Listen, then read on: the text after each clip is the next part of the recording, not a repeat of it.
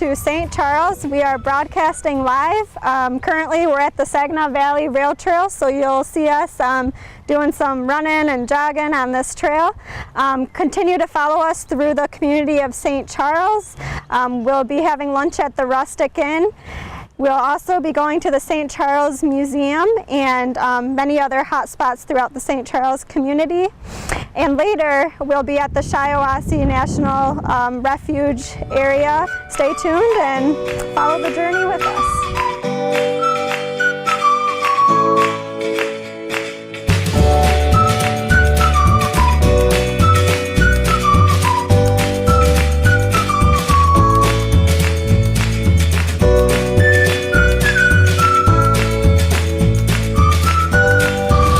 Downtown St. Charles right now. I'm with Lori Amo, and Lori is with the Great Lakes Bay Tourism and Conventions Bureau.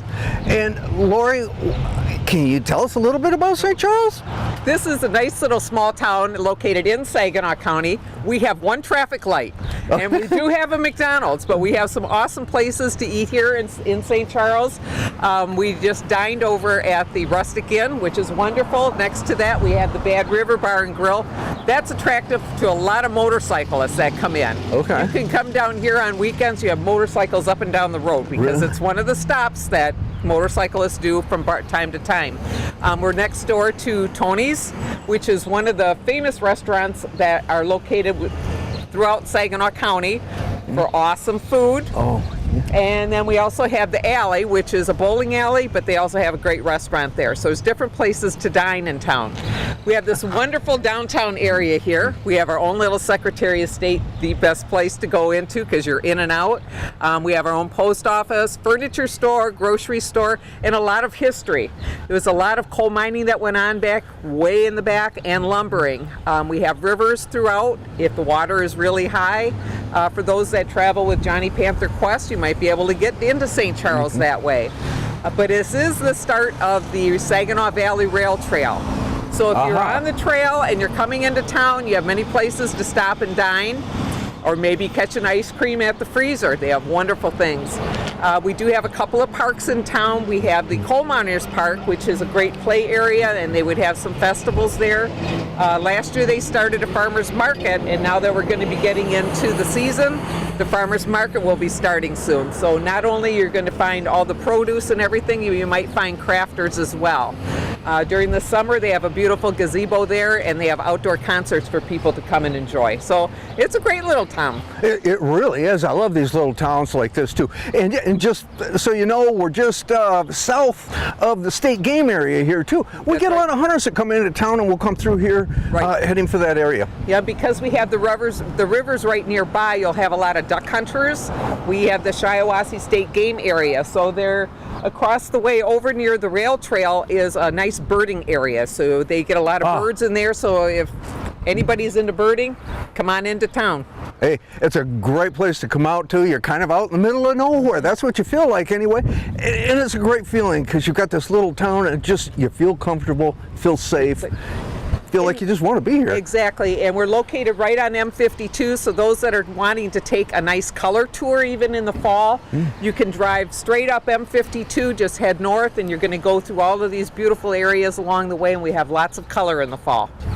So if you're coming in from Chesaning, just get onto M52 and drive north, and you're going to find St. Charles. It's a great stopping off place. All right, what do you say we take a walk and look around a little bit more? Okay.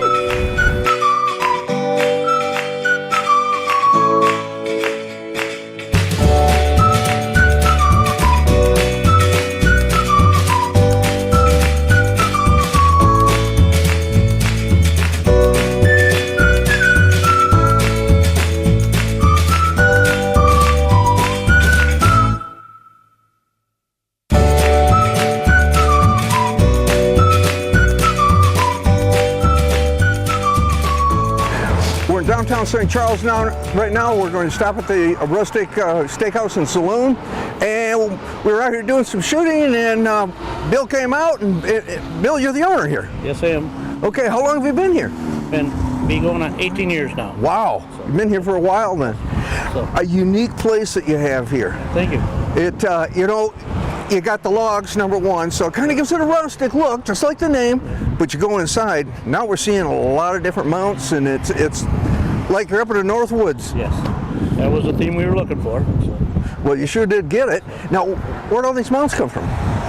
Well, I shot many of them. Some of them were friends and some were purchased. So. Okay. And some were donated by people that wives didn't want them in the house anymore. Okay, and there's just a big variety in there. I see you got a lot of elk. Are you an elk hunter? Yep. They're all, everything we probably have 120 mounts that are all North American big game. That's it. Okay. The grizzly, you get the grizzly too? I shot the front one in 2004. That's a big bear. Yep. What'd he weigh? They figured between 11 and 1,300 pounds. That's a big animal. Yep. That's a big animal. Well, tell us a little bit about the menu that you've got here. Well, we're a steakhouse, but we're open 7 a.m. to 11 a.m. or 11 p.m. 7 days a week. We serve everything from breakfast to steaks, prime rib. You know, walleye. Walleye is our number one seller. Our pan-fried walleye. Friday nights we do perch, cod. You know, fish specials like that. So we pretty much serve everything that. Okay, so you can come in here at any time that it's open. You can get good sandwiches for lunch if you want that. Or you can come in here in the evening and get a really good dinner. So, Yep, all homemade soups. We make our soup here every day. So different specials every day. So everything's homemade. So. I know we get people from all over that come in here, and I know we're near a state game area, which brings in a lot of hunters. Do you talk a lot of hunting here with mounts? Yes, we do. Hunting's a big in the fall. Our customer base is a lot of hunters. We've got the state game area with the waterfowl draw, and we've got duck hunters come in, deer hunters. It's pretty good. It helps us out a lot in the fall. Okay, so it's a good spot to come into. If you're a hunter and you're over in this area, don't forget to stop here. Anything you want to add, Bill? No. Sure. I don't even like having a picture of me taken. So. Okay.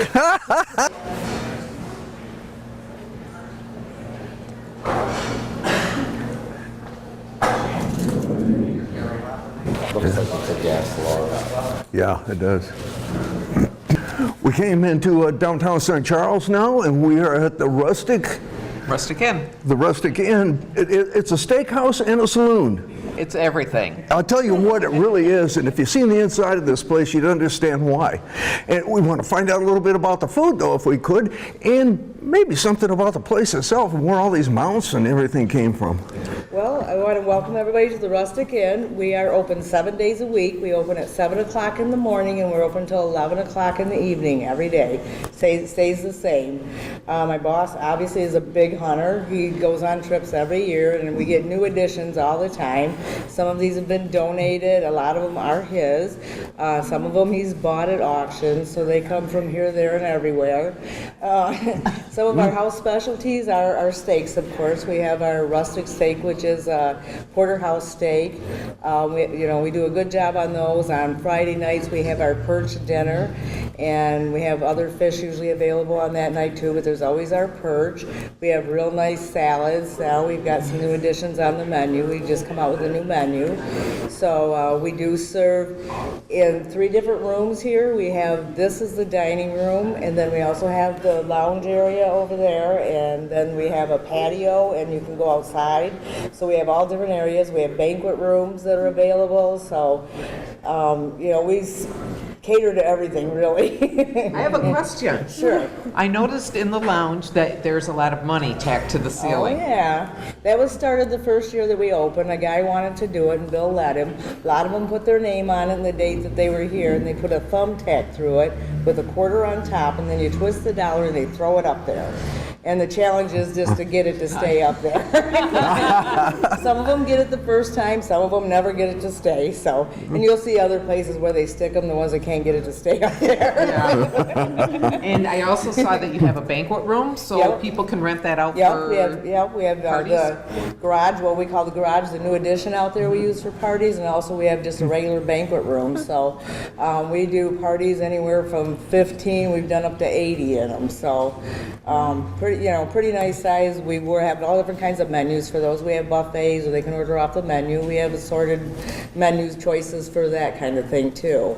Do you get a lot of bikers or hikers from the rail trail coming in Absolutely, because you're so absolutely. close? Yep, they come in all the time, yeah. big groups of bikers. It's a good place to stop, and get something to eat. And then the people on the bicycles also, they come in and they're cute, some of them. We had a whole group come in the one day, and they were a bunch of older people, and they all had on these bright yellow shirts, and what did it say? Spokes for old folks. Their shirts did, they were cute. So if they want to find the Rustic, it's going to be on M52 right near the one and only light in town. Right? Easy. I know, I like it already. I mean, this is one of these places, you can't be bored in here. I mean, just looking around. And It's kind of interesting too. This side was originally a bowling alley. It had 4 lanes, and we had this before Saginaw even had one. So there's a lot of history in this. I think my favorite is the raccoon up on the lake. that is cool, yeah. And you really have to go around and look around in order to see all this It stuff. does change, yeah. And you put bows around all the deer heads at Christmas. They get little things hanging off of them, and they get decorated. A lot of them do. Yeah, bulbs hanging off of them. They're cute.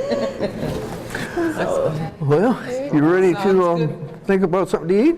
Oh, I'm starved. they have an excellent menu. You guys want to look at the menu? Yes, please. All right, our special of the day today is our wet burrito. We have that every Wednesday. You can get that in chicken or beef for $6.99. Comes with chips and salsa. I'll grab a few more menus. Soups of the day are homemade chicken noodle and chili. Our soups are always homemade. Be right back with more menus for you. Thank you. Thank you.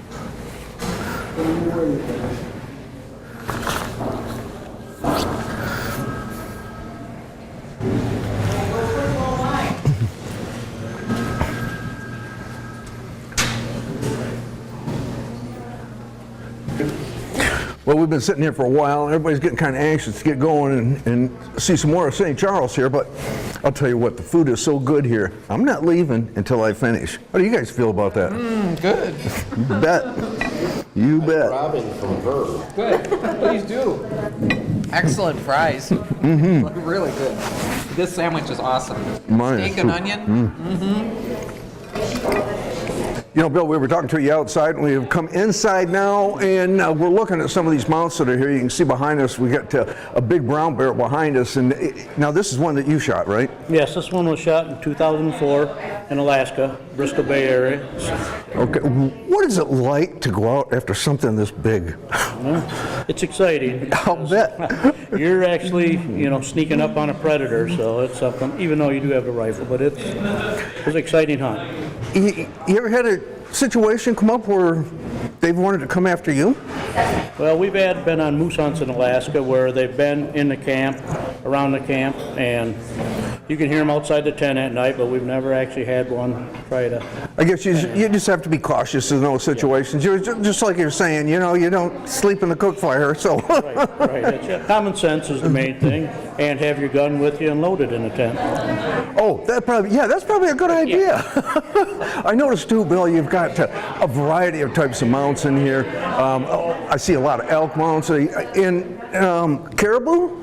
Caribou, yeah. Okay. I thought that. Mainly everything in here is North American, so it's, as you can see over in the corner, we have an otter, right up to, Alaskan brown bear, Dall sheep, Alaskan moose, Shiras moose. I like what you've done with some of the mounts too, where I see over here we've got a mountain lion attacking an elk, or is that just a deer? That's a deer. That's a mule deer. Okay. Yep. And so you got these really cool mounts that Right. It's nice to have a little different than a standard mount. You have a little scenery, like, set up here where we have a porcupine in here, we've got a woodchuck, we've got the bears, and something than just a head on the wall. So, You were talking too that you're thinking about putting more mounts in here. I have, right now at the taxidermist, I have like 9 deer, 2 elk, a moose. So I need to make room for. Obviously a pretty good hunter. You seem to be lucky.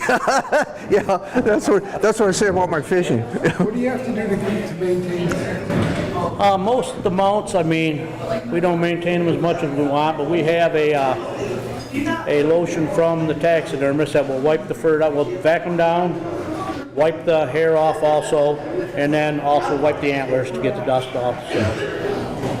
So So, should be done more often than it is, but it's about once a year. You have to recolor them, or? Nope. One thing in here, there's no sun, so they don't fade, so. I'm sorry.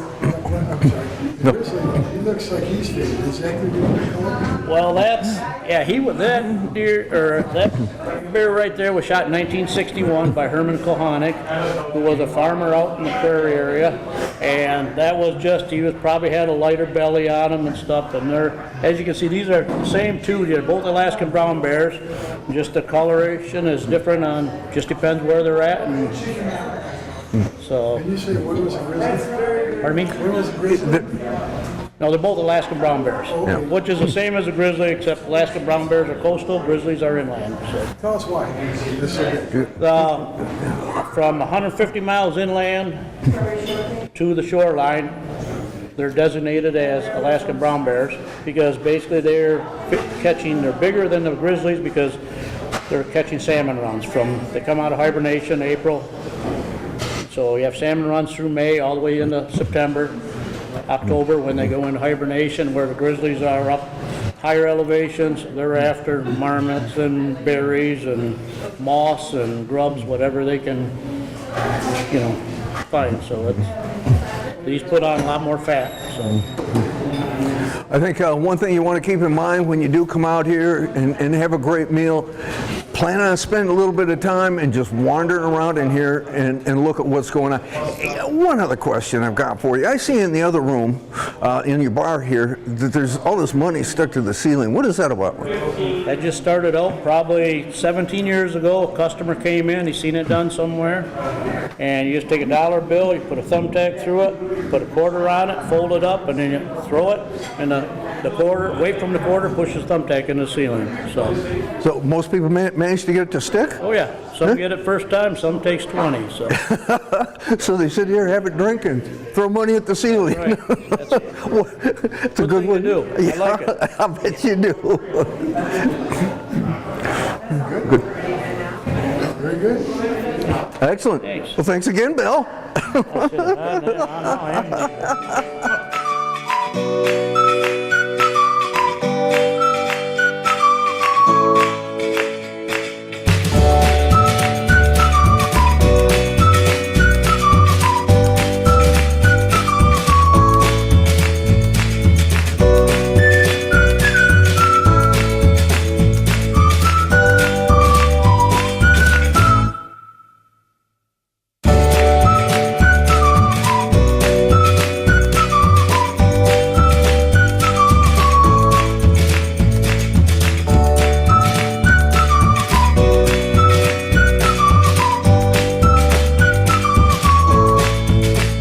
Now this is a bad river that we're going over? Yes. That's the name of it. It branches off. I think there's different branches of the Bad.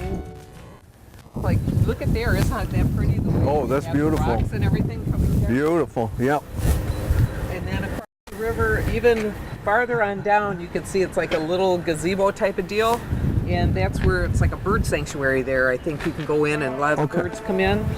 And then on the road there's always a spot at the end of this road for guys that are deer hunting, how they have to get their deer checked. So they, during deer hunting season, that's there. So, I mean, it's a beautiful day on the trail. It really is. It's awesome when I run too because it's always full of people and there's people bike riding and walking, rollerblading. Used outside. It's like, isn't this nice? And it's like right now the river is up, so it'd be great for kayaking too. Oh, yeah, I'll bet it would be. Yeah. I mean, there's so many people that it's so relaxing. And you mentioned with the high water here, Johnny Panther Quest is actually getting up this far. he is getting up this far. So it'd be interesting to call and book a trip with him right now with the spring waters. You know, all the snow is melted and everything. Hi. And yeah, if the waters are high, he's able to get in this far. Wow. And he knows all the rivers like the back of his hand, and he knows the history because he grew up here in Saginaw County, so he has lots of stories to tell. But to be able to get in by boat this far would be awesome. Because then I'm sure you could probably tie up, and then you can go eat someplace or bring your picnic basket on the boat. But Yeah, what a great way to see nature, because you can even see there's ducks and geese and everything out on the river. Yeah. Lots of wildlife you could see. Even this morning I took my walk and we saw a deer running across the road. Oh, God. So, you know, the water, it's starting to dry out in the trees and everything, so now the wildlife can out walk around a bit Okay. now. Okay. Now, you mentioned this is a trailhead This is of the the trailhead. Rail to Trail program. Yes. How far does it actually go? The original plot was for it to go 10 miles, and it goes up. But now rail trails are so big in the state, the governor wanted to get them all tied in. So I know Chesaning is going to have an area, and it's going to tie in here. This is going to go up farther into Saginaw. It'll be able to get tied into the other rail trails in Saginaw County, head up to Bay County, goes up into Midland. So those that really want to take a long bike ride or whatever, they're going to have the opportunity to do it. It's a great way to see Michigan, and we'd love people to come up to the Great Lakes Bay region and see our trails. Now, we're paved along here. Is the entire trail paved? Yes, it's like this as far as I know till it goes up. I think when it first started it might have been a little gravelly, but it's all been paved.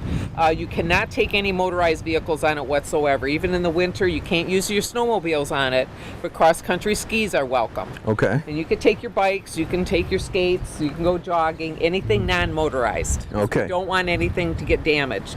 If you're going to go off of the trail, there is a side trail farther when you go up here that it's a horse trail. So those that have horses Oh. can go alongside the Wow. trail. But watch out for poison ivy. Okay. Yeah.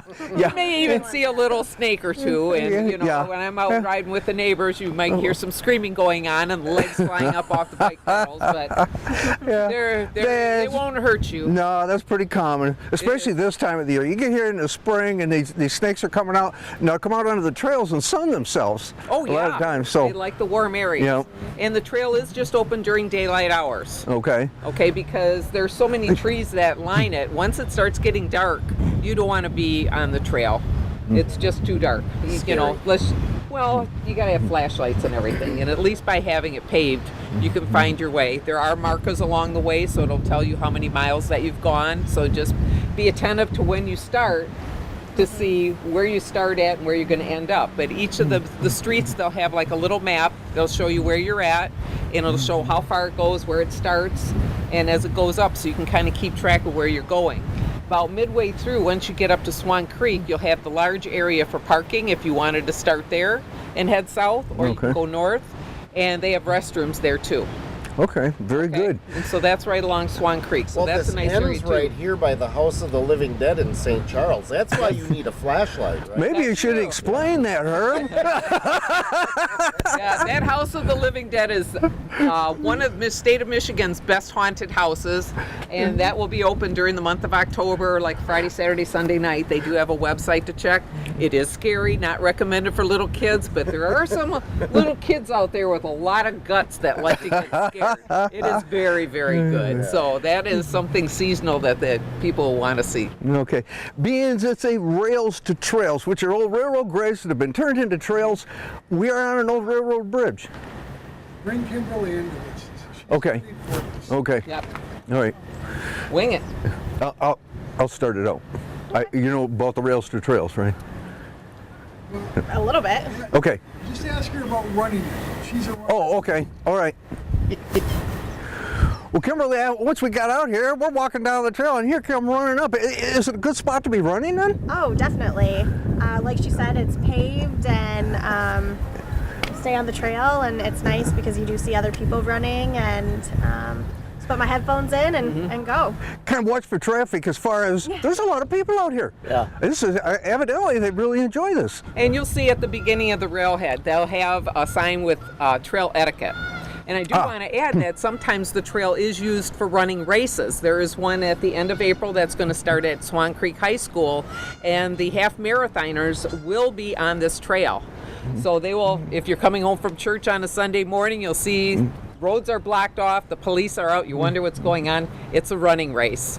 Kimberly, you do those races? Have you been on this one? Yes, I'm excited to do it. Get involved. It looks like it'd be a nice trail to run. I'm afraid I'd get kind of lost going through the woods, and I'd just be. I don't think I'd do very good. You get sidetracked. Yeah, I can see that. I can see that. Well, it takes your mind off running too because there's so much to look at. Exactly. You run through, and like she said, the birds that are down there, and yeah. Just running along, you want to make sure you don't have a collision with a deer running across the trail. But But you do see plenty of friendly faces. Everybody is very friendly. You'll stop and say hi and wave and everything. So that's the neat thing. that's what's being nice out about here. these towns, yeah, It's these small towns like Just this. really relaxing. It's like Yeah. the rail trail is really a cool thing, and it's free. Yeah, you can't beat that, right? Right. What do you say? We head on down here. Okay. So did you get your run in? Did. Okay. Gonna have to get some water. Okay, They were talking about cargo pants because guys like them because they can put all that stuff in there. Especially dads, they have to carry all the stuff for their kids. I need to go get, not because I'm headed to Europe in July, and it's like I need to get some cargo shorts so I got places to tuck stuff. Yeah, I carry more crap on my. So you want me to take the camera along to Germany with me and get some Gunzenhausen shots? This is really a nice river. I had not heard. I have heard of the Bad River, but I didn't really know where it was at, Yeah. and I didn't realize it was this big. Well, when the water is up, it's very, very wide. It is a great spot for fishing because you can go along a lot of the waterways in Saginaw County, and sometimes you'll find cars pulled off, and you have guys have their poles over the bridge or something to do some fishing. Yeah, it looks So- like probably get some bass out of here and some panfish. Looks like a really nice spot. Yep, I suggest even coming out with a pair of binoculars. I know farther on down the trail there are binoculars that you could look out onto the refuge. Okay. So you can stop and rest. There are seats along the way that people can sit down on, but you have to take a look out of the refuge because it's so close to us. We're darn lucky. Yeah, certainly. And with the refuge there, the state game area, you're bound to see something. For sure. If you don't, it was a bad day. But at least you got out, you got to breathe the beautiful air. Yeah. It's like you can't ask for better weather. You look at all the buds coming out on the trees and everything. Oh yeah, it's a great day. Great spring day to be out here. That's like kids because you look down there. I don't know what comes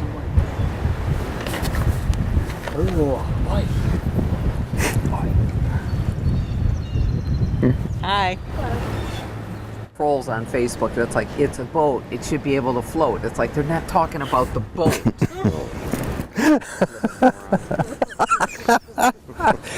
I actually drove through, went up 75 that day that it rained so bad. I was running up to my folks' place, and man, we came through, and it was, it was underwater. Yeah. So they get pockets and stuff on the shirt and bags of good stuff. This is a great day for the trail. But we came out, and we're standing right at the trailhead. There's a trailhead right here in St. Charles, and as you come to it, one of the things you'll find is a map. Yep. So it'll show you the streets where you start. We're here at Water Street. Behind us is the Village of the Living Dead, which that takes place in the fall, of course. But it'll show you where the trailhead is at. It has the major road, which is M52, and it'll show the green where you're going to. We have the wildlife viewing platform. It shows you where that's at, the different roads that you're going to pass, and then it takes you all the way down where it ends, way down here in Saginaw. Like I said, it's about 10 miles long, but you can track how far you're going. So when you walk down the path, they'll tell you if you're starting here, once you get to the 1 mile mark, the 2 mile mark, and if you come up one of the side roads, say if you came up starting at Spencer, and it'll have a marker there, and then you can start tracking from that road. So it'll tell you all the different places that you can see. You have Marsh Creek there, you have Wolf Creek, you have the Bad River there. So it'll show you the different waterways. Clement Drive, you're getting down into James Township, Thomas Township, going along, you'll see Swan Creek. You have the fishing platform that's right off of Swan Creek, where you have the major area where there's restrooms and all of that, where the large parking area is at. So we'll show you right along the way where you can go. And this is just an awesome addition to the Saginaw County Parks and Recreation Department. I know one thing I like about trails like this, and as I'm looking at this map, I'm now seeing it, is we had crossed a bridge right out here, which is here, but we've got 1, 2, 3, 4. So we got about 5 bridges actually that you're going to cross as you go down this trail. I always like bridges because you can stop, you look over the Right. water. It's always beautiful. It is beautiful. We have we're very blessed to have all this water in Saginaw County. We don't have any natural lakes, but we sure have a lot of rivers. We got a lot of Yes, rivers. we do. Okay, so when you do come in here, remember, take a look at the map. That'll give you an idea of where you're at and where you're going.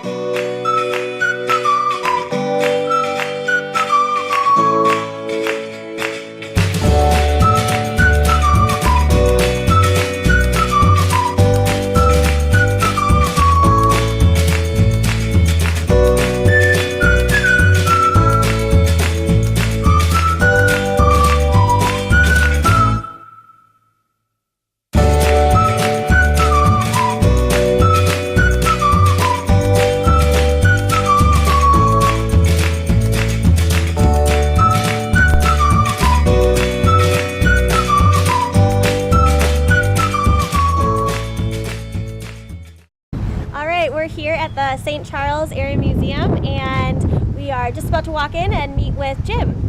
So follow us.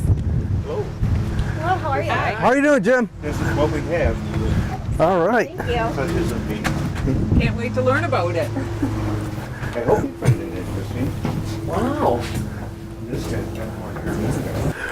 We're going through St. Charles. We've been talking about, it's a little village kind of out in the middle of nowhere. How did it even get here? And to find out, we came to the St. Charles Museum, and I'm with Jim Palmer right now. And Jim, maybe you could tell us, how did St. Charles come to be? It was due to lumbering at the time. The Indians were here long before we were. But the lumbering came in. Charles Kimberly came into town, and he had money. So theoretically, he got the town started, which would have been across the railroad tracks, what is now called Lower Town. It's where the village began. Okay. And then after the floods started coming in, they moved up here. And Oh. part of that reason was because we have pictures up there of McKeegan Hardware. Kimberly built that hardware. And where the bridge is, he had the first bridge put into town. He had the money, the clout, to come through in front of his store. And the town ended up being built here. What actually brought him in, though? I mean, he had the money to do it, but there must have been more to it Well, than... he was into lumbering. In fact, we Okay. have an artifact over there of his hardware, and he signed some of the receipts. Okay. That was given to us a number of years ago, and it's really, one go-to. Okay. But that's what, in the town, they call it Charlestown. And Charles Kimberly was one of these real dapper guys, Okay. a dude, I guess you might call him. Yeah. And they decided to call it St. Charles and name it after him.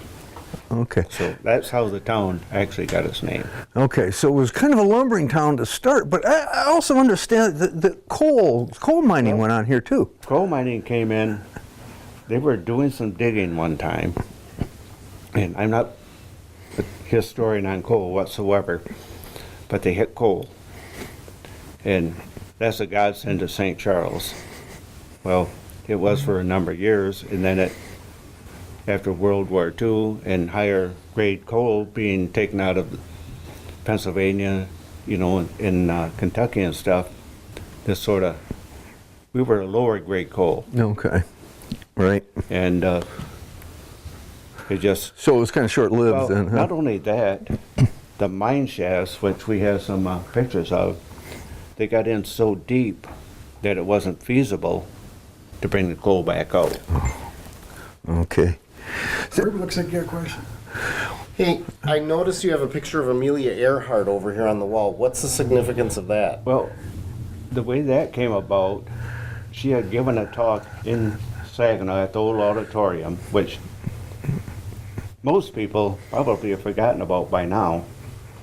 But this is 1935, $4 to see her. At that time, people had no money, Depression times. Right. So anyhow, she left Saginaw to go to Kalamazoo, and the route was coming through St. Charles. Well, her car broke down, right in front of the Sinclair gas station. So they took it to the Ford garage, which we have pictures of, to fix it. She was here about 2 hours talking to the school kids. They let school out to talk to them, or talk to her. And they brought her a car, and she went on to Kalamazoo. Her car was fixed, and that was the whole story of it. That's pretty neat. You never know what you're going to find out when you go into a town like this. And we were talking about the lumber in there and the coal. What do you have in your museum that shows that? Well, we have this on the coal. One lady went around and finally fine-tuned it to a better description of the coal. In fact, there's some big hunks that I see that.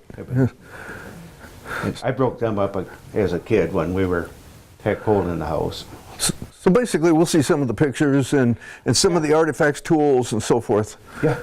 Now, the one down here, some of those are railroad spikes. The smaller ones would have been spikes inside the mine because they had a smaller scale.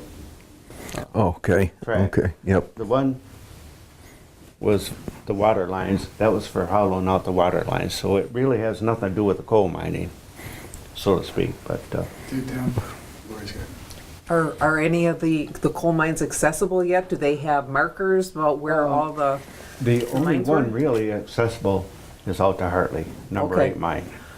The rest of them are, in fact, when you came in, did you see the red barn in back of us? Yes. That was number 1 coal mine. Okay.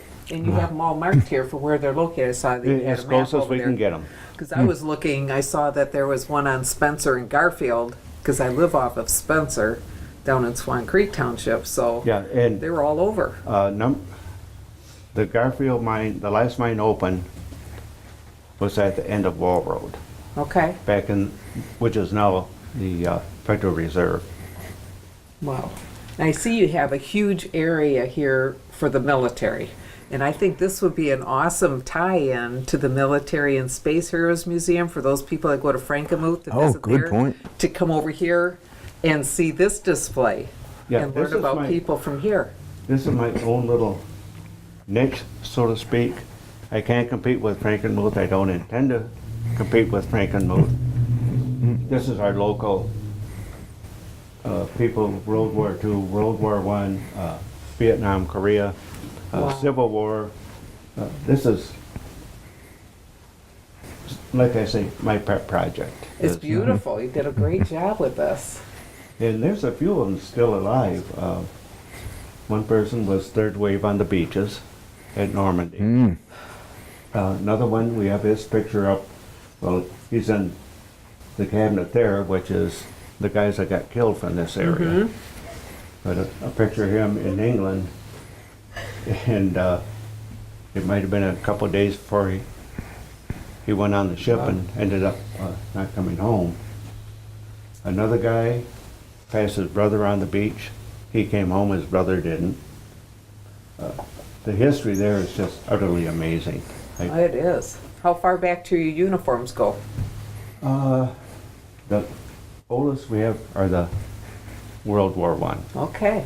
And most of these, I've got a guy that's doing all the labeling because I wasn't in the military. I don't know the uniforms, but he's labeling what era they were through. But the oldest one we have is World War I. Wow. And you have lumbering back there, Yep. railroad over here. Railroad here. How long ago did the railroad come through St. Charles? It was the late 60s Wow. that they finally, we lay in bed when I was a kid, listening to the steam engines come through. And the depot was here until the mid-60s when they tore it down, sadly. It's like a lot of history here. Yeah, we've mentioned a lumbering era, a coal time. Yeah. How has the population changed? I mean, we're into agriculture out this way now. Oh, yes. So- Actually, at one time, we were bigger than Chesney, population-wise. And that was back, I believe, in the 20s. But they had more industry. Everybody thought you know, our highest peak was during the coal.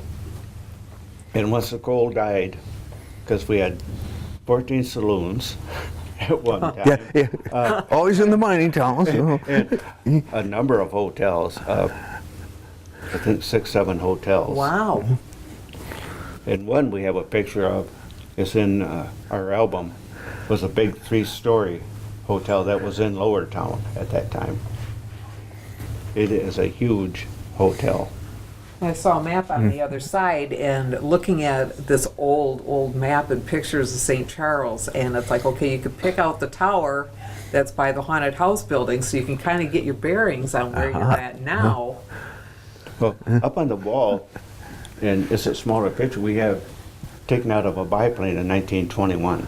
So you can get an idea Of the changes. on the size, and then below that is 1953. On one wall is south to north, and on the other wall is north to south. So you can pick up a number of different buildings that, you know, I know most of them, and a friend of mine that's 96 years old can tell you what they were in his day, and then You need to get that on tape. we have it. We have it. And another gentleman, well, he'll be 97 in June. He can tell you about prejudice in the town. He was first generation Italian, so he's got a story. Wow. Be interesting. Yeah, things changed so much during those times. Well, they did. You know, people were just. The Germans came in, the Poles came in, the Italians. And everybody had their own cultures and their own churches. And But the Brits, for a better word, thought they were a little bit higher than the rest of them, so they sat and they ran the show. They ran the show. Now, how many churches did they have back then? Because I know now they still have several churches here. in We had town. the Catholic Church, we had a Presbyterian church, probably 5 to 6. Would be a good. In 14 fact, bars. the oldest church in town is right behind the hardware, the Adventist Church. Okay. That's the oldest church in town. Wow. well, I don't know about you guys. I want to look around a little bit. I haven't Well, had it's a very chance. interesting to see even These that pictures. I love here. these pictures. Oh, nobody smiles. Caboose, the train. Oh, yeah, that's another thing. You've got a couple of displays outside here too. One is a caboose. Is that because of the railroad that came through here? Basically, yeah, and that's got a story behind it. I was at a meeting one night, and I was talking to a guy, and I said, you know, we're on the railroad property. The depot was here, and we thought, or I thought, but let's get a caboose. You know, wouldn't that be neat? He said, I know where one is. We'll go over there. No dice, not for sale, not going to be made into an ice cream parlor, not going to be made into a hot dog stand, whatever. So, well, that's your choice. You know, if you want to sell it, fine. If you don't, I can't do anything about it. I got a phone call one day. You come up with X amount of dollars by X amount of time, you got it. And I'll tell you what, we busted tail. A lady passed away, and the money that she gave us took us over the top. We were about Well, that close to losing the doggone thing. And we got it. yeah, some things just work out. I tried to get it for free, but I think it's all right.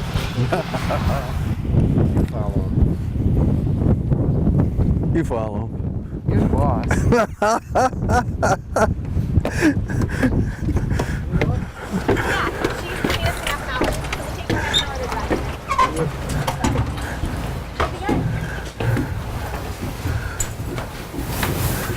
God, I haven't been one of these since I was a kid. As I say, remnants of Halloween.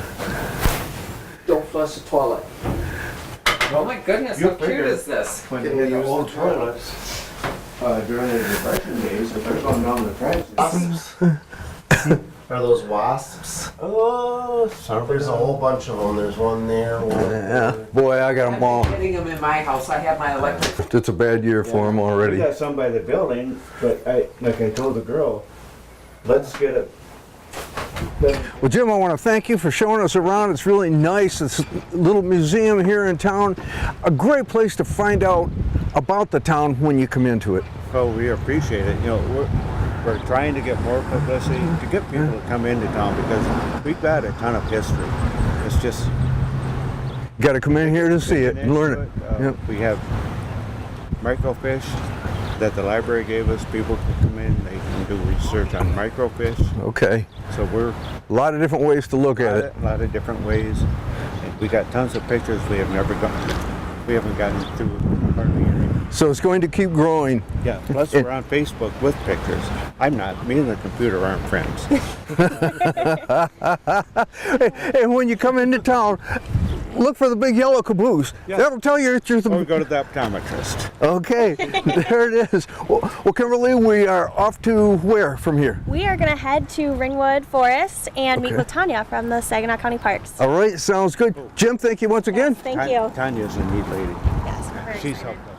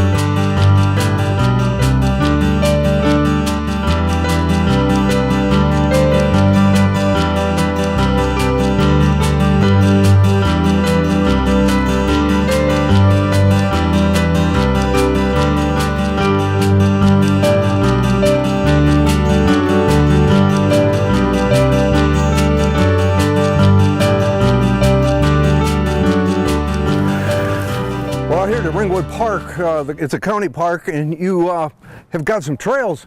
Ringwood Forest. Forest, yeah. We're at the Ringwood Forest County Park.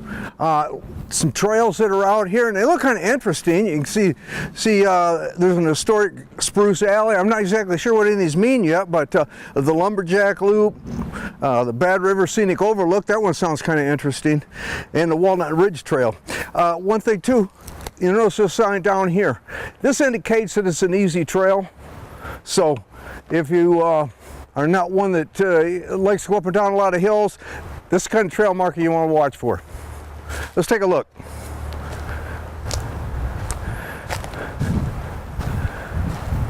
It's like my neighbor messaged me, he says, well, I'm going out walking. And it's like, well, it's a good day for it, but I guess I get to walk too. Yeah, and it's nice getting in the woods and walking because at least you get a little shade, especially today. It's hot. Well, that's I told Dave. I said it's a good day for the rail trail because there are so many trees. Makes it cool. Seen a lot of red pine out here, I know, and I don't know what all they are, but a lot of taller trees.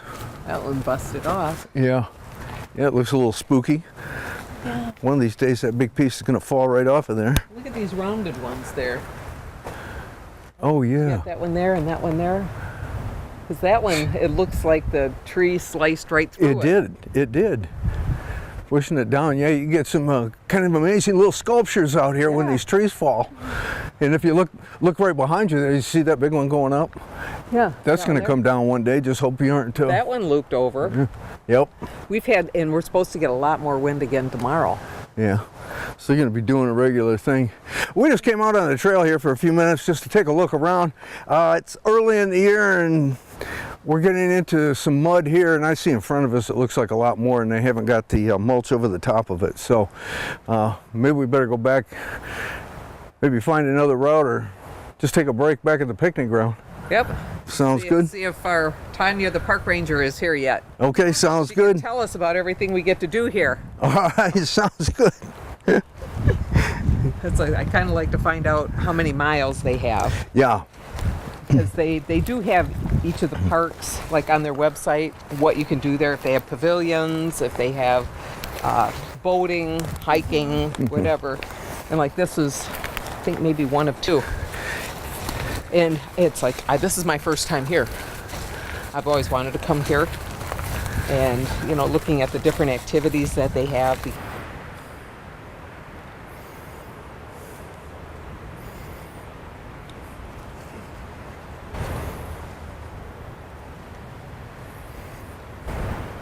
And you never can tell because you see people and it's like, where do I know them from? Do I know them from school? Do I know them from church? Do I know them from work?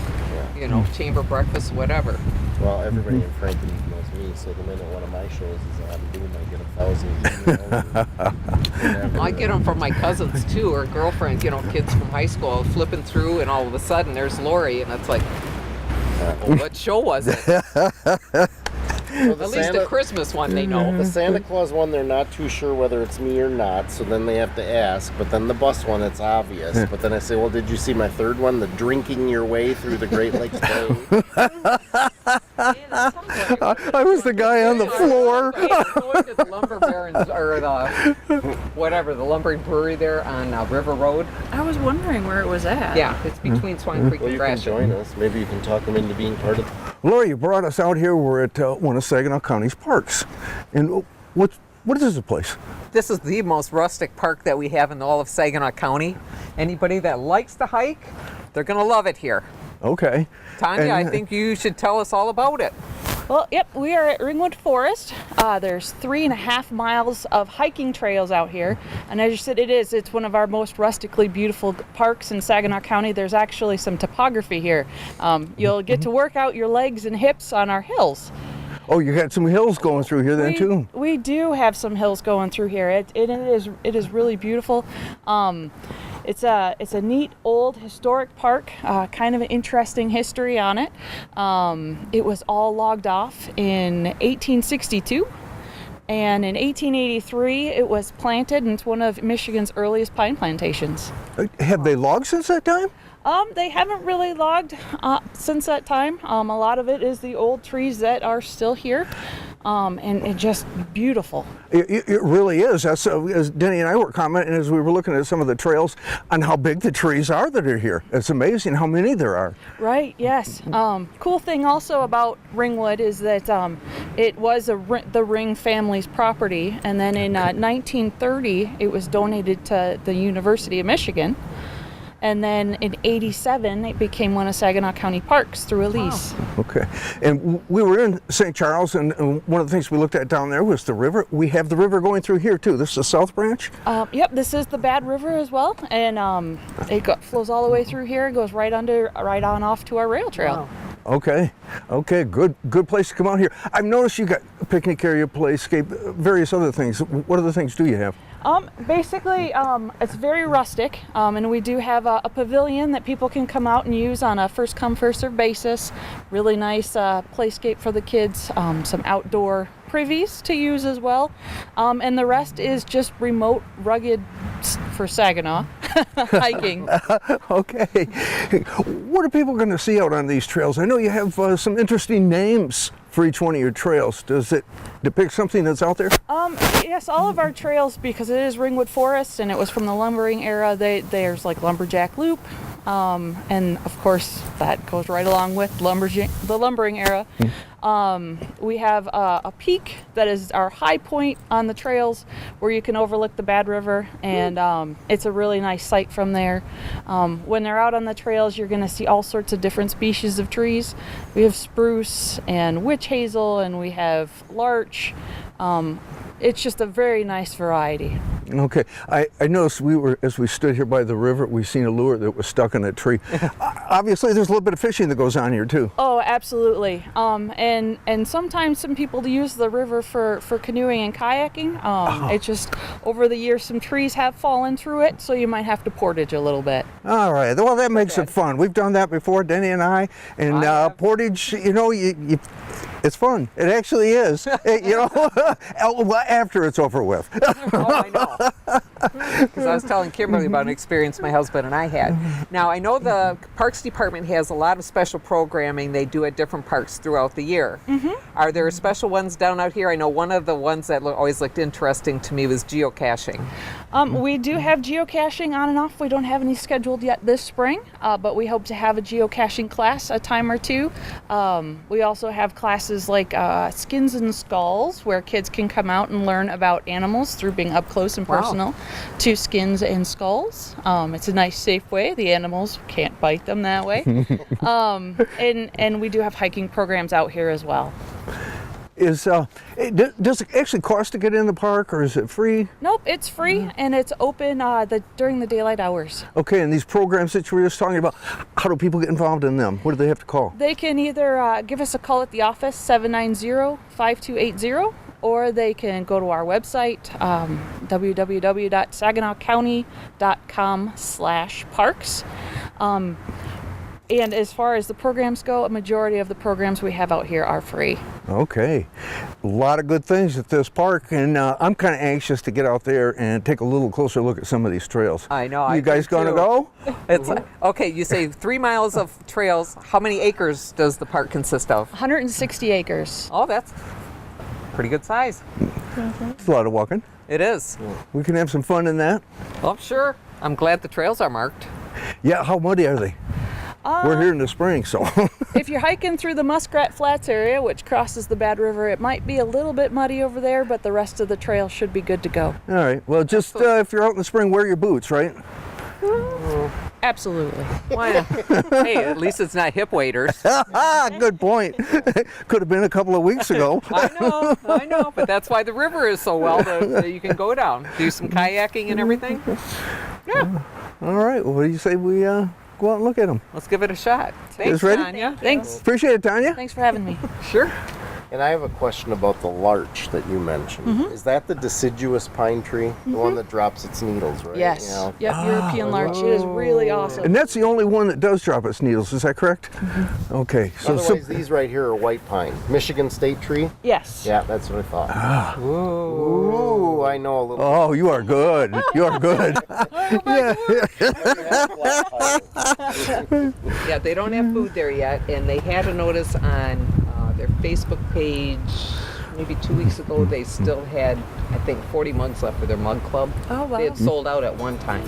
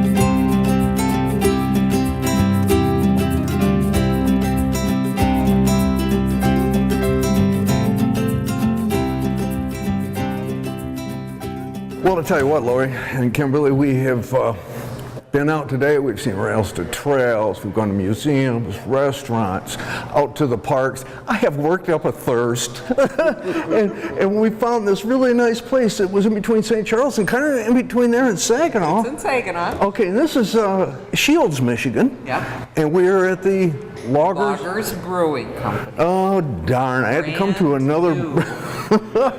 Brand new place. They've redone everything inside and out. Working on it for the last 2 or 3 years, I think. They have a nice beer menu. They're coming out with new beers. They don't have a food menu yet, but occasionally they have food trucks. And even in the evenings, they have some acoustic guitars and things that play. So heck, it's a nice place to stop off and quench your thirst. Oh, it sure looks good. I'm always amazed you go in and everybody has names that kind of go with the area that they're in. And the Tibbetawasi coffee brown ale. It's like I see the one with the coffee. It even, they have coffee by Heirloom Coffee Roasters in Midland, Michigan. So it's a nice tie-in if people are going up to Midland and maybe hitting the breweries up there or some of the shops, but buying some of the coffees there. But here they're using some of the coffees from that shop in Midland to make a beer. Who knew? Who knew? So it's like we're going to have to try that. But this is kind of a neat place. Well, we have got a sampler platter coming in here. Well, I guess that's what we call it, sampler platter. Flight. A flight. A flight. Yeah. And so we're going to find out. We've got most of the beers coming that they have, and we're going to taste them and try them out and see which ones we like. And if we don't like them too bad, we'll drink them anyway. Well, it's a sin in ways. It's like having a new place like this in town. I've been dying to try it out. Okay. They have a spot on Facebook, so people can go there and check to see what they're offering day by day, entertainment. And I even saw their page last week. They had all of the tables here pushed he to the is. side, Oh, and they yeah. had yoga classes going on in here.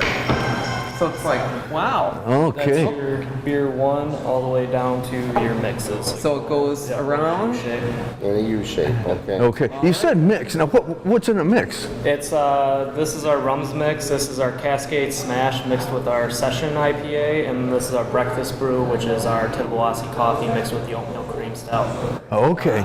Okay. Thank you. It's like as Saginaw was big into lumbering, I imagine that's how they got their name. All right. There's Brewing. So it's like, well, we'll just have to try these. They're awfully pretty. If they are, you almost don't want to. Yeah, we do. I don't feel that bad about doing it. Well, I see the first one on the line here. It would tick. Okay, go for it, Tom. All right. That was I like that one. I like the name of that one the best, actually. Wood Tick Ale. Or Wood Tick Stout. I do like that one. That's a brown stout. Yeah. So pours almost black, and it does. Okay. No, grab whatever you think you might want to try. Okay. What's Okay. Okay, that's number 5. 5? Sessions Eve. Sessions IP. Oh, the IPA. Sessions IP. A. But they, And this has what? It's a little bit fruity. It says a hazy orange IPA is true to the New England style. It is low-bodied but intensely hoppy with medium bitterness. It can be described as juicy, citrusy, and piney, featuring Chinook, Centennial, and Simcoe hops. It is all that. It is double dry. You can taste a lot of that in it. maximum aromatics. okay, what's Taste number the hops. 2? All right, 2. 2 is The You ever visited Rogan the hop Weizen? farm? yeah. You can do that one.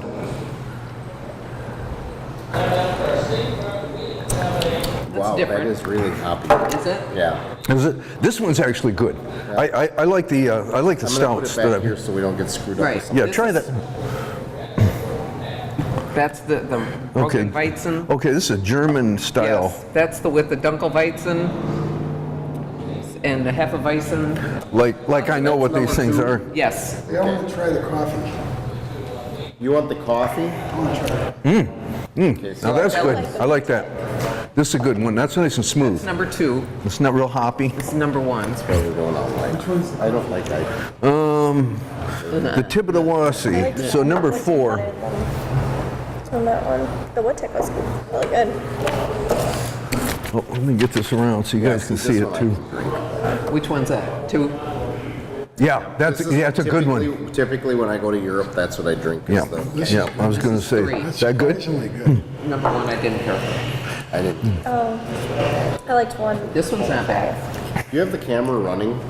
Oh, This is I number just 3. did something. And that has that coffee flavor to it. You can kind of pick that up on it. This is the coffee one? Yes. I have to try that. That was Chet's. Okay, so what's number 6? Cascade?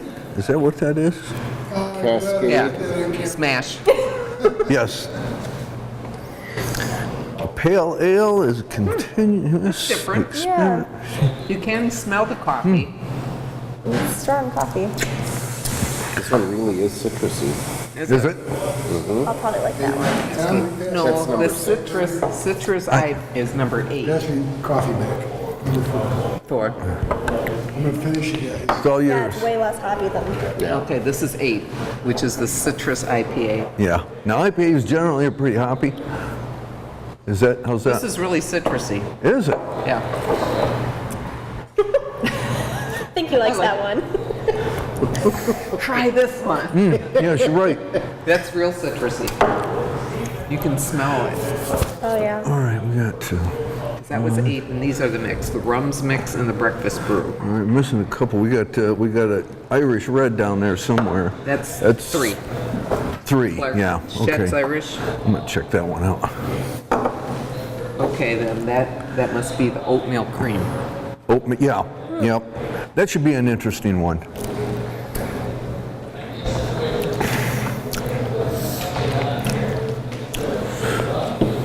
That's not bad. That's not bad. Tastes like an Irish Red. Tastes like maple flavored oatmeal. Doesn't taste like much. Let's see. That was the. No, not really. No. I'm kind of anxious to try these mixes.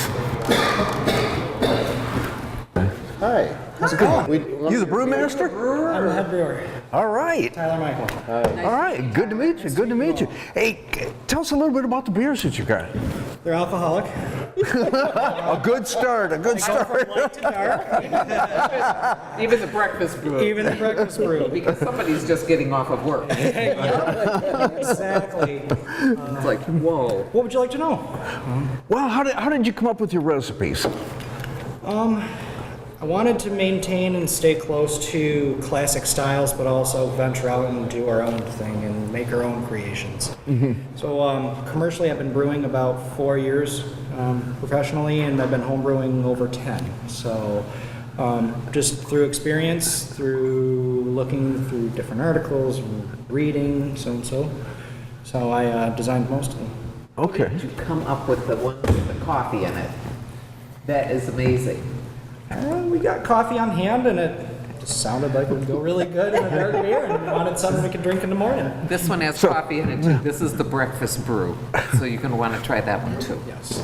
That's probably one of the nice things about being a brewmaster, because you can experiment a little bit and you come up with ideas. And you can take a classic style and completely rearrange it and make it your own, or you can keep it original and then just start adding to it different adjuncts such as cocoa nibs or coffee or habanero peppers, what have you, mango, Wow. strawberry. You can just do a lot of different things. Ooh, I like it's, that. It's basically a whole nother section of almost cooking. So I mean, really anything that is edible is at our disposal to put in the beer. Cool. I'd like to try those fruity ones. Heck yeah. We do have plans on doing a fruit beer here coming up soon. We're actually doing a lemon cherry shandy with hand squeezed lemons and Montmorency tart cherries. What day? That will be probably end of next month. I'm waiting on some yeast so we can actually make it. Have you ever thought, I know you're new, but doing the World Expo of Beer in Frankenmuth to Oh, your beers? absolutely. Absolutely. I don't believe we are participating this year. There's one of the owners is in charge of doing all the festivals Okay. and whatnot. I know coming up here soon we got doing Oberman's tasting Good. at Vince's Apple Mountain. We've done 2 or 3 of those now. We always have a great turnout and have a lot of fun with it. Excellent. Okay. You're not one of the owners though. I am not one of the owners. I'm just the head But, brewer. okay, but do you Most know about important. the facility? I know they've been working on it for like 3 years Yes, or so. yes, we have. Really doing a big job on it. They brought me over here a little over a year ago in anticipation that we would be brewing in about 4 months. Well, here we are. We opened March 5th. So it took a year, even me helping. I mean, I was putting up drywall, sanding loose floor. You're looking at Do everything as a brewmaster, right? Exactly. I had many hats. And in the meantime, we were brewing small batch, doing pilot test batches and test beers, honing our recipes in. for this particular project, and then obviously doing tastings and smaller festivals, basically giving our beer away because we didn't have a license to be able to sell it yet. So it was Chris and I, one of the owners. He's the other brewer. Okay. He, I'm curious of what your favorite brew is right now. my favorite brew right now, definitely Session IPA. I'm more of a hophead myself personally. I can't get enough hops. So definitely the Session IPA, my favorite. What's in the future? Have you got other beers planned that you're going to be coming out with? And do you come out with new ones every year, just seasonal type stuff? Oh, absolutely. We will be doing different seasonals. For example, next week I'll be brewing up a Mexican cerveza beer. So it's going to be a true lager, and we're going to have it rotating. Cinco de Mayo. Yes. Yeah. Okay. And we will have a rotating seasonal lager going. So once that's all finished up, it'll be about ready for Oktoberfest season. I was gonna so ask. That'll be the next season. Yeah. I do have. If Cinco de Mayo is on May 5th, what do you have going for Star Wars Day on May the 4th? May the 4th be with you. Yeah. I don't have anything planned for that day. Darth Vader something. Yeah. Like a dark Russian Imperial Darth Vader. There you go. They just jump right in whenever you want. Breakfast mix. But you need to try them all and drive. No. My neighbor. So anyway, I'm sorry, I kind of interrupted you. That's a good idea. Yeah. Star Wars made it, Lager's Brew. That would be fun. Definitely do something like that. I think you like this. Come up with it. He likes the coffee ones. Oh, yes. Now, we've come in and ordered basically your sampler thing here. What did you call it again? It's a flight. A flight. Flight. A flight. You Because need you're to get out flying more. when you. I just know. Give me that thing that has all of them. But how else do you sell it? We do sell it in growlers and howlers, as well by the pint or the 12-ounce glass. Okay, so the growlers are takeout. Yes, a growler and a howler are takeout, and a growler is a half gallon at 64 ounces, a howler is 32 ounces. So Okay. So there's a variety of ways that you come in here and taste them, or you can take it out with you if you really find something you like. So absolutely. I'm enjoying them all. This is good. One of And- each. No. And even when, and this is true, that because even if food trucks aren't here, you could bring your own food in, order Absolutely. in. Jimmy John's delivers a pizza, Udici's, whatever's in town. Bring your own Chinese or whatever, and We encourage it as long as you obviously come in to drink some beer too. oh, I'm Excellent. But I mean, everybody loves to have food while they have Yeah. a couple beers, of course. So This we is recognize great. its importance. I'm excited that you're finally open. We are as well. Thank you guys for coming in. Hey, it's great. Great beer. Oh, I suppose if somebody asked me what my favorite was of what I just had, I would start with the Rogan Weizen. Is that how am I saying? Is it Rogan? Yep. Rogan Weizen. But I also like the Irish Red and I like the cream stout, and it just keeps going here. Woodstock Stout, I like that one, or Wood Tick Stout. And okay, I better quit before I name them all. Oh, and these last two that we tried were mixes. Yes. So I think they took the rum, Rogan Weizen yeah, and the Wood Tick Stout. with the number 5, the Sessions IPA, and mixed it to make the rums mist because this was very citrusy. Yeah. Okay. And then the last one they did the breakfast brew, which had the coffee flavored one with something else. The oatmeal. Okay, so that made the breakfast. Yeah. That was pretty good. Yeah. And you really could smell the coffee in it, which was interesting. Never have had a beer like that before. Now, Kimberly, you're not really a beer drinker. What did you find anything here that you liked? Yeah, so I usually go for like the citrus kind, but I really enjoyed the wood tick stout. Okay. Oh, that is good. That surprised me, but Yeah. they were all really good. Well, that's the one thing I find out, even like at World Expo beer, even though it's a dark beer, doesn't mean that it's heavy. That's right. A lot of times they're lighter. That's right. And so you really do need to sample. You really do. Yeah, because sometimes you see a lighter beer and you think, oh, it's light, I like it. And then it turns out it's like, no, it might be too hoppy or something. So What about you? I know you're a German, You like I'm the a German? Weizen guy, so anything wheat, that's what I go for. Okay. So over in Europe, that's all I typically drink is when I'm over there is the wheat beers. Okay. So, and now they're coming out with dark wheat beers. So Really? it's kind That'd of be interesting interesting. too. Yeah. Hey, you know what? You're just going to have to come in here and try them for yourself and make your own decision. Best way to do it. And we'll let people know they're located on River Road, just south of Gratiot, which is M46. Okay. And we'll be west of M47, which is Midland Road. We're in Shields. We're in a residential area. You wouldn't think about seeing this place. It looks like an old church, but it has wood and everything around it. Come on in and try it out. Yes, absolutely. Okay, I will. One more sip and then we got to go see what they're doing in the back. Oh, yeah. Yeah. Okay, 6. Cascade, what was that? Because that one's up yet. Everybody do a cheer. Oh, okay.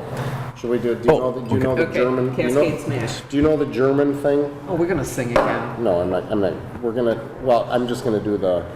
Okay. Ein Prosit der Gemütlichkeit. 1, 2, 3, Sofa. Amen. That wasn't a prayer. We are in.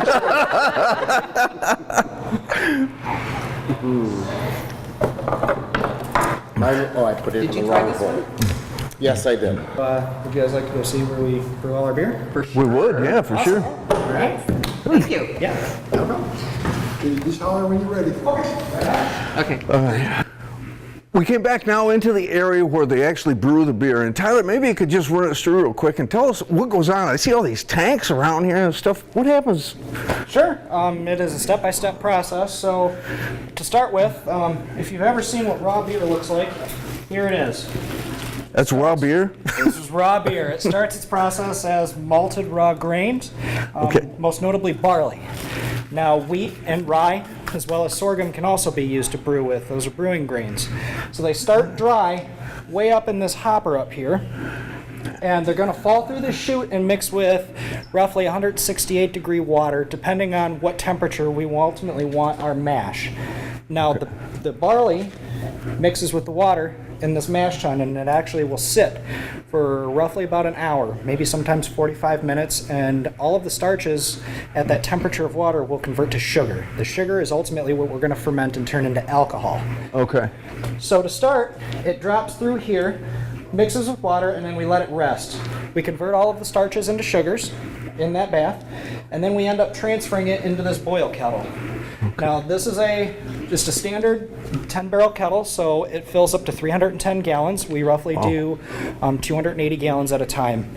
We don't want to fill it all the way to the top because that'll increase a boil over, and we don't want that. Nobody wants to get burned. So from here, we boil it for about 90 minutes. Each batch is about the same, 90 minutes to even 2 hours. During that process, we add our hops, and that's what gives the beer the bitterness, the citrusiness, the pininess, depending on what hops we want to use. Okay. And how much or little we decide to use for any individual beer. Oh.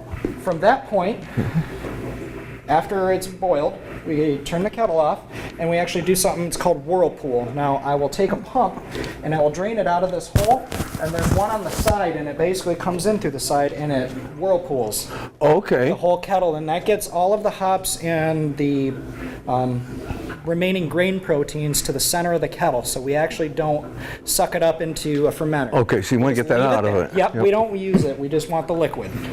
So from here, we end up running it through a plate chiller, and it cools. It goes from 210 degrees all the way down to 68.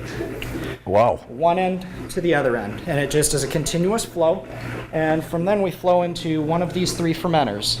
Now, these are all temperature controlled, so we are able to control the temperature of fermentation. This is where the beer is going to sit for up to 14 to 16 days for any ale, up to 6 weeks for any lager.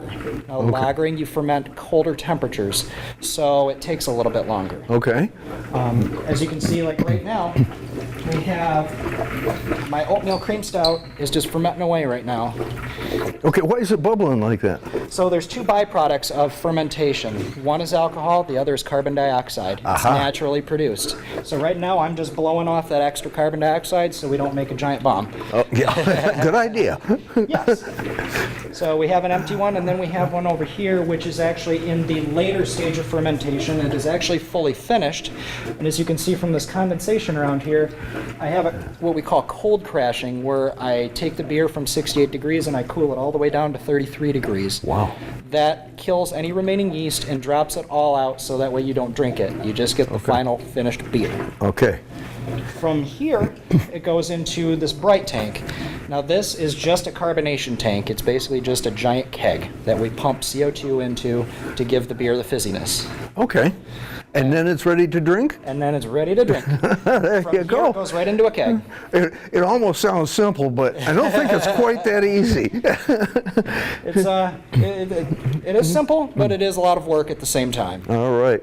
Well, thank you very much for our tour. We appreciate it. And you got to get out here and take a look at this place and sample some of the beers. Make some decisions for yourself what ones you like.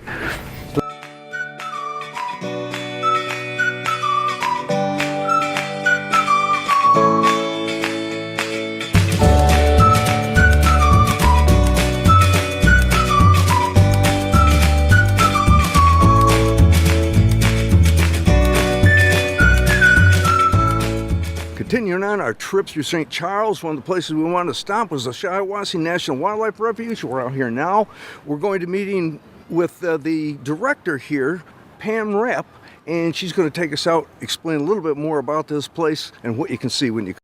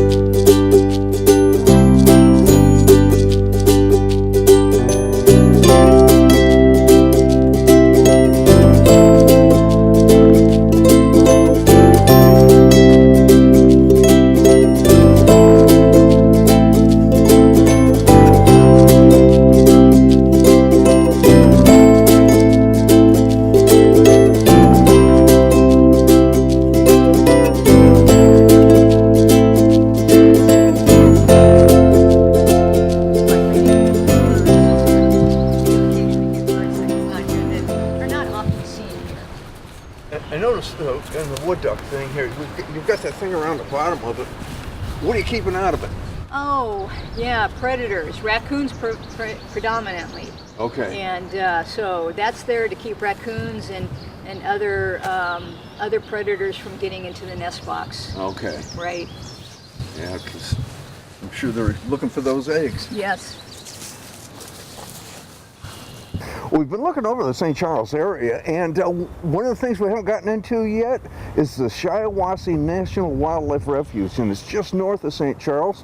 I'm with Pam. She's the district ranger out here. I'm sorry. Refuge manager. Refuge manager. I've got district ranger in my mind. I know, I'm sorry. Well, we've been looking over the St. Charles area. We're finding a lot of good things about it, but one thing we haven't told you about yet is the Shiawassee National Wildlife Refuge, which is just north of St. Charles itself. Now, I'm out here with Pam, who is the refuge manager, and she's going to kind of give us an overview of what's out here and what you can do. So maybe you can tell us a little bit about it. Absolutely, happy to do that. Well, first of all, you're at the Ferguson Bayou Trail on the Shiawassee National Wildlife Refuge, And if you can hear the birds out here, this is an area that about 10,000 acres. It's dedicated to wildlife. It's a globally important area for migratory birds, ducks, geese, and neotropical migrant birds, most of which you're hearing right now. And the area, we also, even though we're here for the wildlife, we do encourage people to come out and enjoy the refuge and enjoy the wildlife. We have this Ferguson Bayou Trail is open year-round for the public to come out, hike, bike, cross-country ski, snowshoe, whatever they like to do. So it's a great place. You go through a lot of different habitats and you'll see a lot of different wildlife. We also have the Woodland Trail on the north side of the Shiawassee River, and there's about 4.5 miles of trails out there as well. Again, open for hiking, biking, wildlife viewing, those kinds of things. In addition, we're really, because we are just south of Saginaw, and we abut the city, sorry about that. Since we're just south of Saginaw, we have a deep interest in connecting with our community, and we really want to provide the local youth information about being outdoors, about environmental education, about careers in wildlife. And so we have an environmental learning center called the Greenpoint Environmental Learning Center, and we really try to get youth to come to that environmental learning center. We have several trails out there that we also take kids on hikes. So we're here for the wildlife, but we're here to be part of the community and to engage the youth in the outdoors. Okay, do you actually have classes then? We can host classes, and the Environmental Learning Center is open, but we are trying to reach out to the schools, and we do have periodic organized activities, and we publish those on our website. Okay, I noticed looking around us here, we're seeing a lot of water sitting around, so this is kind of what the whole thing's about. That's what this whole thing is about. So we are in what is called the Shiawassee Flats, and this is a historically wetland complex that is much, much larger than just the refuge. Again, our refuge is about 10,000 acres, but the Shiawassee River drains about 15% of the lower Michigan area. So we have 4 rivers that come into the refuge specifically: the Cass, the Tibawassee, the Shiawassee,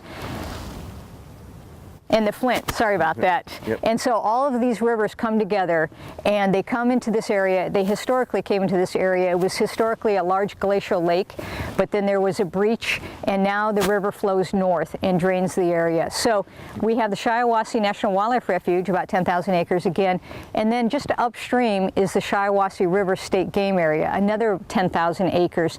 So it's a complex of an ecosystem that benefits both people and wildlife. Okay, what are people going to see as far as the wildlife's concerned down here? Oh my gosh, depending on the time of year, during the peak migrations, which are in the early spring or in the fall, we can have 25,000 Canada geese, we could have 40,000 ducks, so it really comes alive during those peak migrations.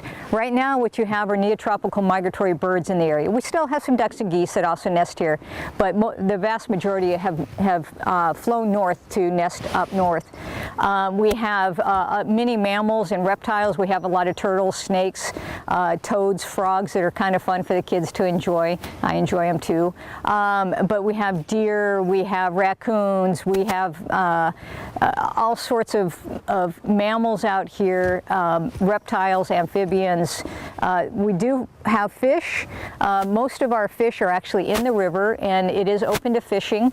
We have 4 locations in the refuge that people can bank fish, but the river is open to boats, so many people come in with their boats and fish the river as they well. Can actually get into the area with them. Yes. Okay, now you mentioned fishing in the river.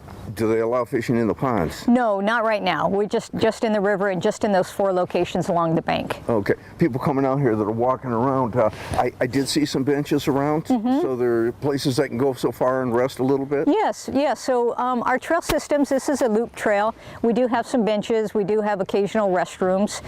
It is fairly rustic though, but as you can see, it's flat, and it's designed to be a nice leisurely stroll where you can just enjoy being outdoors and the wildlife that's here. Okay, I see also, it being kind of a swamp area, you probably want to come out with a pair of boots, a good pair of boots to walk in. Yeah. And maybe a pack to. Always bring some water, maybe some food. Right now we're kind of lucky, but later in the summer you might want to bring some insect repellent as well. Oh, good point. Yes. I'm sure sure it yes, can get rough at it can times. get rough out here, yes. Okay, another thing that I know is fairly new for the refuge is a driving tour that is going on. So tell us a little bit about that. So we have a wildlife drive. We call it the Wildlife Drive. It's a 6.5-mile drive, and so it goes through the interior of the refuge that right now is closed because of the nesting bald eagles. But the 6.5-mile drive, it's a one-way loop, and it really allows you to look over. You're higher. It's up on a dike, so you're a little bit higher, so you can look down into the various habitats and the large wetland complexes that we have. It also then skirts the Shiawassee River, so you'll be right above the river. You can see the river up and down and across the river. So it's a very popular drive. It opens June 1st and closes the end of September, and from sunrise to sunset. So I encourage people to come out. You'll see a lot. Come out at different times of the day, different times of the year, and you'll really see a lot of different wildlife and habitats. You know what's really nice is you can come out to a place like this. We're right near Saginaw. We're just north of St. Charles.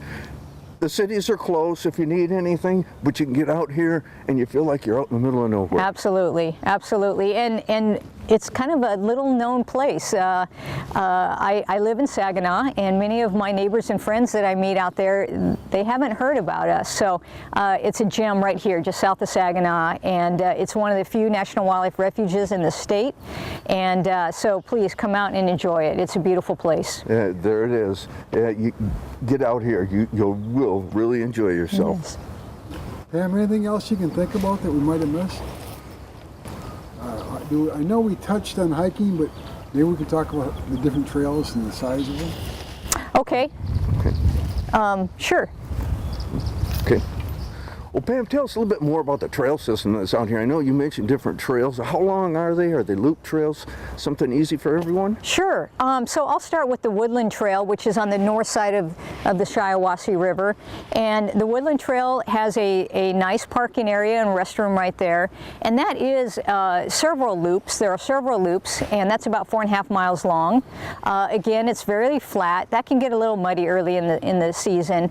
But that's enjoyed a lot by the local people that enjoy just hiking, just getting out, getting a little exercise.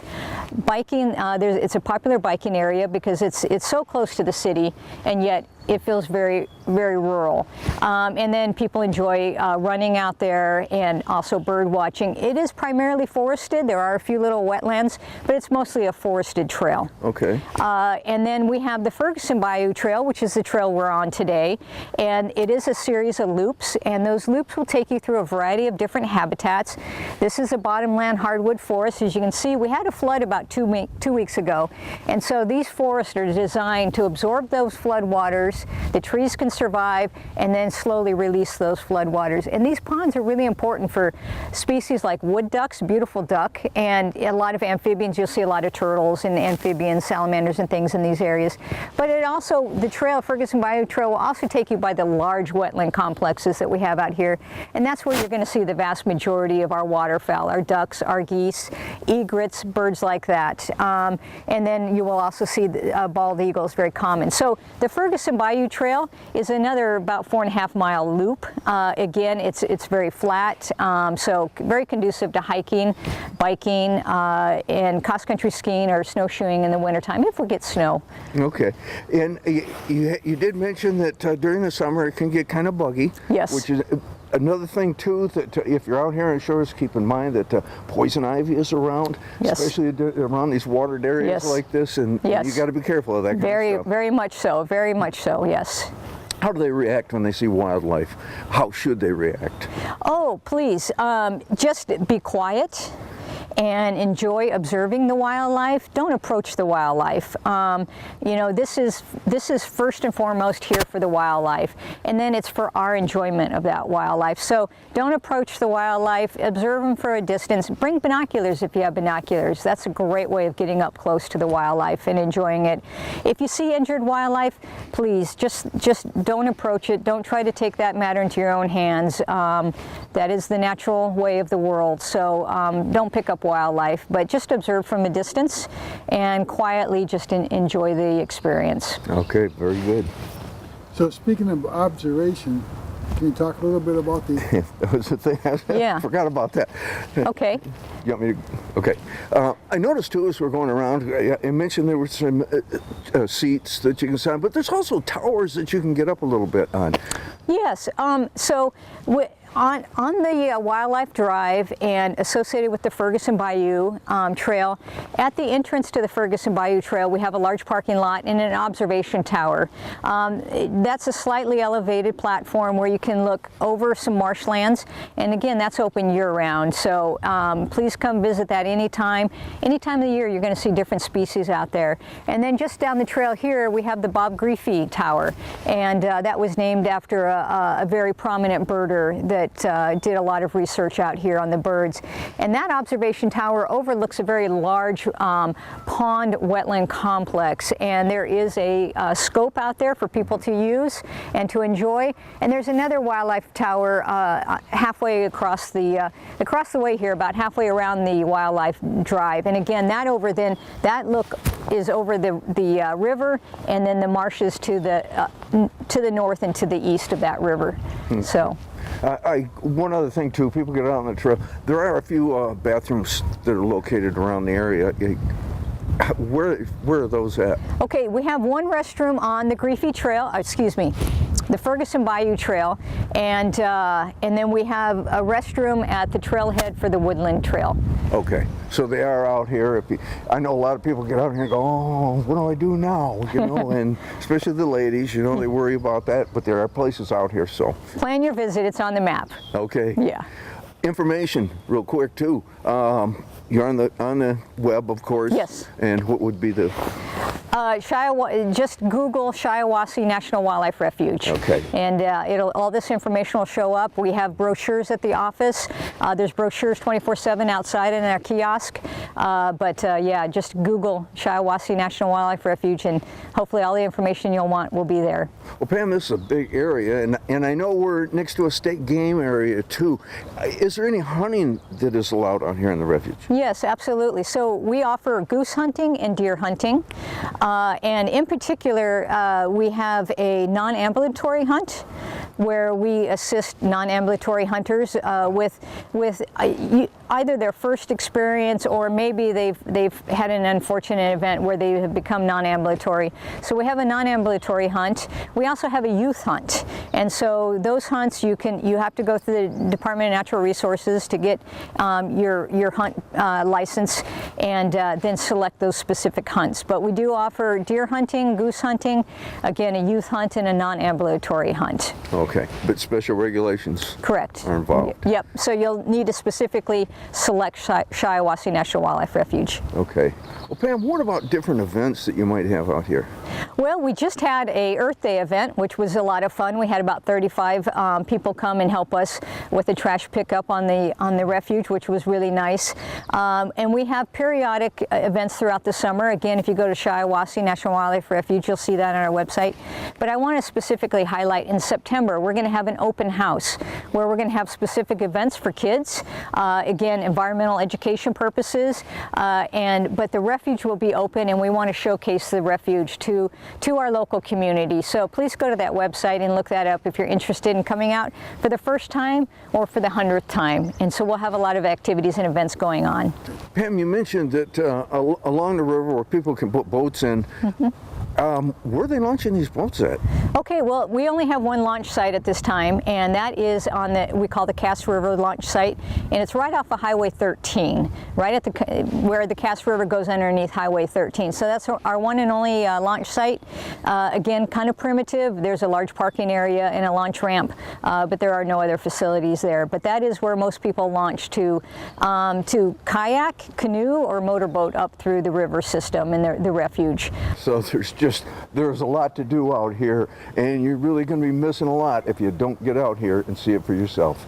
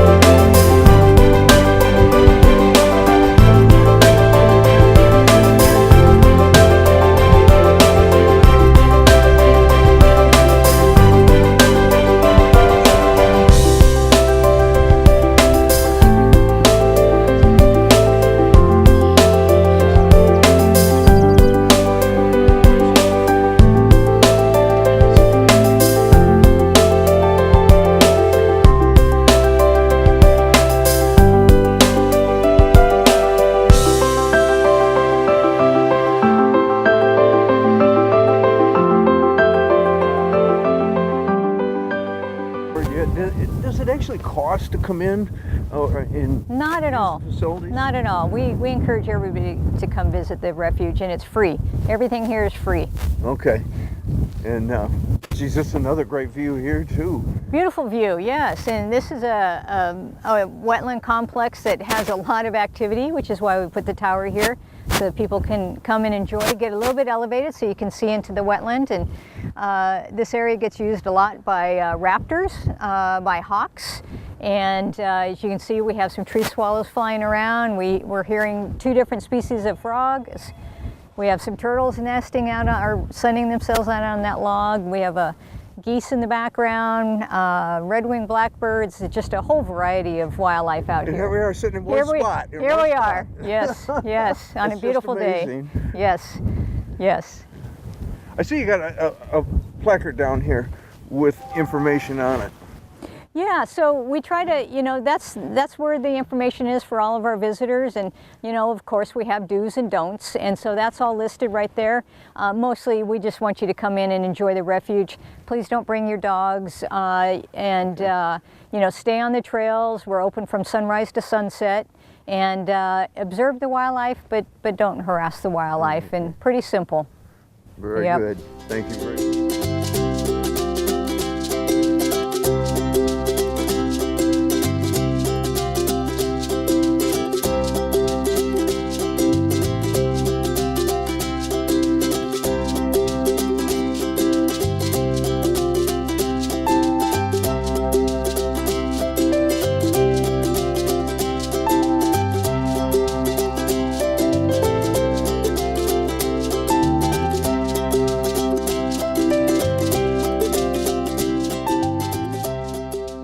Well, I hope you enjoyed our trip to the St. Charles area here in the Great Lakes Bay region of Michigan. A beautiful place to be. As you can see, there's a lot going on at St. Charles for just a little town, and when you can end up here in the Shiawassee National Wildlife Refuge at the end of the day, that's icing on the cake. Hope you enjoyed it. We'll see you next time.